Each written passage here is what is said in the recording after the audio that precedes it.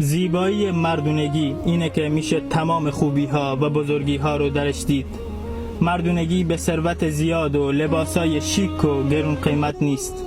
مردونگی به سیگار کشیدن و صدای بلند هم نیست.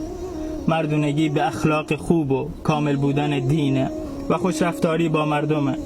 بیشترین کسایی که مردونگی دارند اونیه که به مادرش عشق بورزه و نسبت به خواهرش مهربون باشه و نسبت به همسر عزیزش وفادار باشه و بعد از اون عاشق کسی نمیشه به جز دختر خودش. پس در مقابل آبروی دخترای مردم بترس، همون جوری که از آبروی ناموس خودت میترسی، و در مقابل دخترای مردم غیرت داشته باش، همون جوری که رو ناموس خودت غیرت داری. اینجوری میتونی بیشترین مردونگی رو داشته باشی. سلام علیکم.